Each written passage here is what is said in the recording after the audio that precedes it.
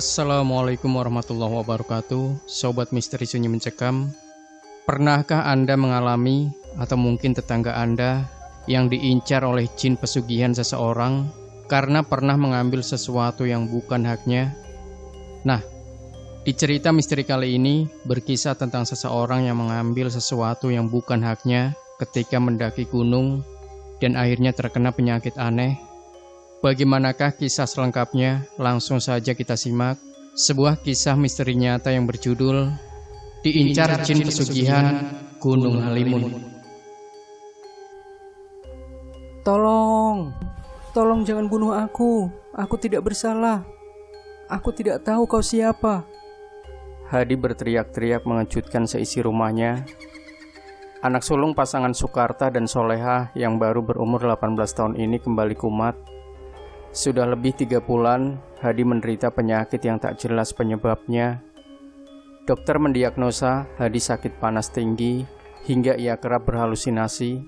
Itu memang wajar, karena setiap kali penyakitnya kumat, sekujur tubuh Hadi basah kuyup oleh keringat. Namun yang membuat seluruh keluarga Hadi tak mengerti, setiap kali penyakitnya kumat, wajah Hadi seperti menampakkan ketakutan yang teramat sangat. Hadi seperti di tengah dikejar-kejar setan. Ia selalu berteriak-teriak ketakutan dan minta tolong. Dan teriakannya itu, orang-orang mengira Hadi tengah berurusan dengan makhluk halus yang tak nampak oleh orang lain di sekitar Hadi. Malam itu penyakit Hadi kembali kumat. Dan seperti malam-malam sebelumnya, Hadi berteriak-teriak menakutkan. Di atas tempat tidurnya, Hadi meronta sambil terus berteriak minta tolong. Ayah dan ibunya berusaha menolong dengan memegang tangan dan kaki Hadi. Ia seperti tengah disiksa oleh makhluk halus yang tak terlihat oleh orang tua Hadi dan adik-adiknya yang menyaksikan peristiwa itu. Saat peristiwa ini terjadi, wajah Hadi berubah pucat pasi. Bola mata yang hitam seperti tak nampak menjadi coklat samar dengan putihnya. Tangan dan kakinya memukul dan menendang tanpa arah. Kesadaran Hadi sepenuhnya hilang. Ia tak bisa melihat keberadaan orang-orang. Setengah jam kemudian, Hadi berhenti berteriak dan meronta. Ia kembali sadar. Tubuhnya yang basah oleh keringat, tampak lunglai seperti tak bertenaga. Bola matanya pun kembali menampakkan warna hitam yang melingkar di tengah. Hadi bisa mengenali orang-orang yang berada di sekitarnya. "Kamu kenapa, nak? Ceritakan pada kami, agar kami bisa membantumu," tanya Solehah dengan berurai air mata. "Hadi tidak tahu, Ibu. Memangnya Hadi kumat lagi?" Hadi balik bertanya seperti tak mengetahui apa yang telah terjadi dengannya. "Iya, nak. Kamu kembali berteriak-teriak minta tolong seperti dikejar-kejar setan. Ibu takut terjadi apa-apa atas dirimu, nak. Katakan pada Ibu, kamu kenapa?" tanya Solehah lagi. Tapi Hadi memang tak menyadari apa yang baru saja terjadi pada dirinya. Semua yang dilakukannya seperti dalam mimpi. Esoknya Hadi dibawa berobat ke sebuah pesantren di Cianjur, Jawa Barat. Menurut petunjuk tetangga, pondok pesantren itu dipimpin oleh seorang kiai yang memiliki ilmu hikmah tinggi. Mungkin dengan cara seperti itu, penyakit yang dialami Hadi bisa disembuhkan. Karena orang-orang menilai penyakit Hadi bukanlah penyakit medis yang harus disembuhkan oleh dokter. Sore harinya, mereka tiba di pondok pesantren itu. Kiai Fauzi menyambut tamu-tamunya dan mempersilahkan duduk di ruangan tamu. Seperti biasa, orang tua yang penuh wibawa ini selalu ramah pada setiap tamunya. Keramahan dengan wibawa yang amat besar itu terpancar dari raut wajahnya yang penuh senyum. "Ada apa ini? Saya kaget kedatangan tamu dari jauh." Kiai Fauzi membuka percakapan dengan pertanyaan. "Kami dari Jakarta, Pak Kiai. Ini istri dan anak-anak saya. Kami kesini mau minta tolong Kiai untuk melihat keadaan anak saya, Hadi," jelas Pak Karta sambil menoleh pada Hadi. "Oh, nak Hadi sakit apa ya?" tanya Kiai Fauzi kemudian.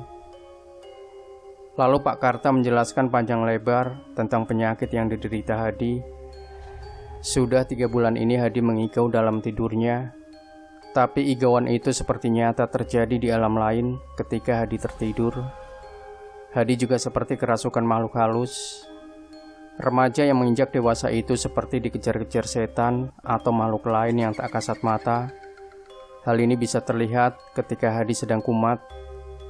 Sesaat kemudian, Kiai Hadi merenung lalu mempersilahkan Hadi serta ayah dan ibunya memasuki sebuah kamar di samping ruangan tamu itu. Lalu Kiai Fauzi mengikuti mereka dari belakang. Dalam ruangan itu, Hadi diminta duduk di tengah di antara ayah dan ibunya. Sementara Kiai Fauzi duduk tepat di hadapan Hadi yang hanya terdiam sejak datang ke rumah itu.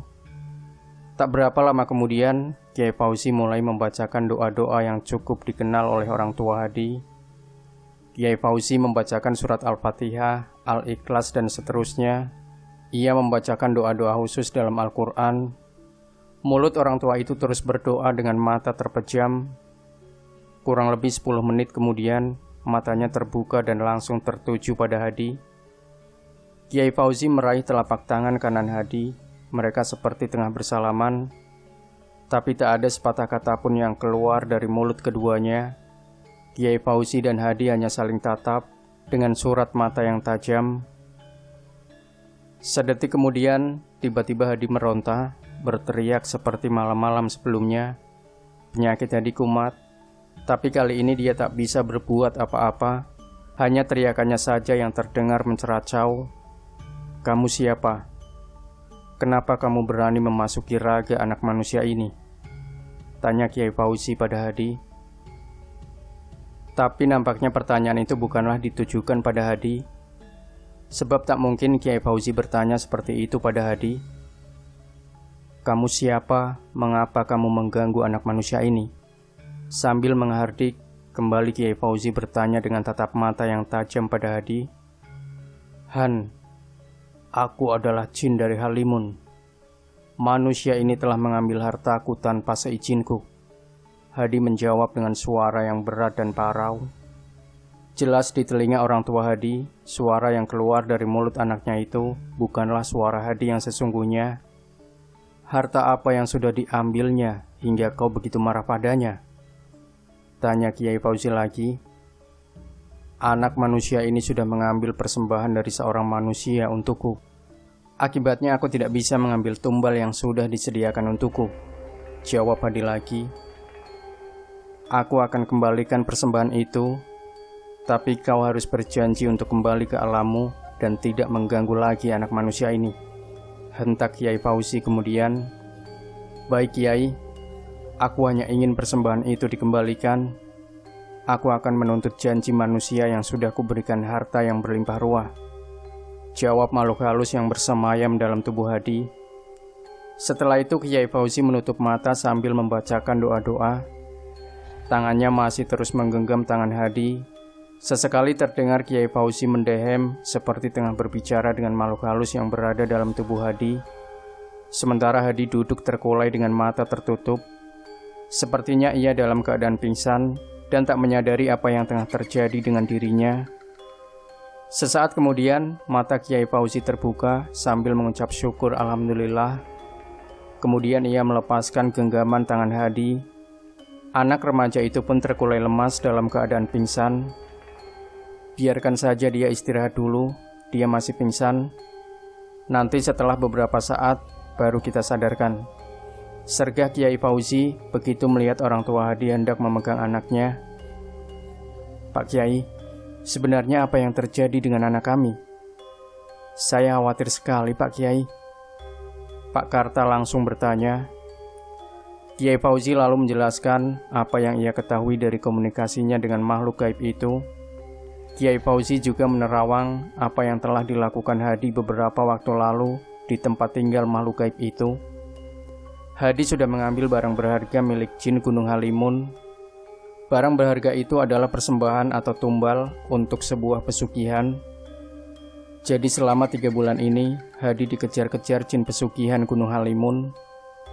Beruntung nyawa Hadi tidak diambilnya, karena jin itu hanya ingin mengambil nyawa pelaku pesugihan itu.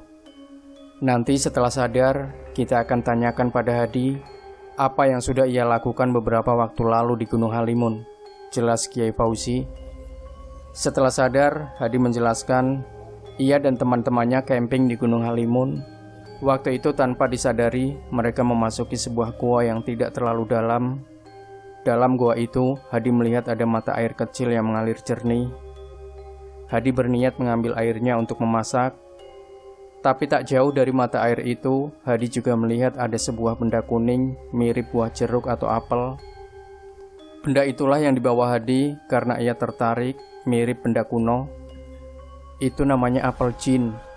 Ya sudah, berarti kita sudah tahu apa yang harus kita lakukan. Sekarang kalian boleh pulang, besok kembali lagi dan bawa benda itu. Saya akan sempurnakan dan kembalikan. Jelas Kiai Fauzi. Seminggu setelah benda itu dikembalikan pada Kiai Fauzi, Hadi benar-benar sembuh. Penyakit aneh dan kesurupan yang selama ini dideritanya tidak kumat lagi. Hadi bisa tidur dengan nyaman, tanpa harus ketakutan akan didatangi jin pesugihan Gunung Halimun. Demikian Sobat Misteri Sunyi Mencekam.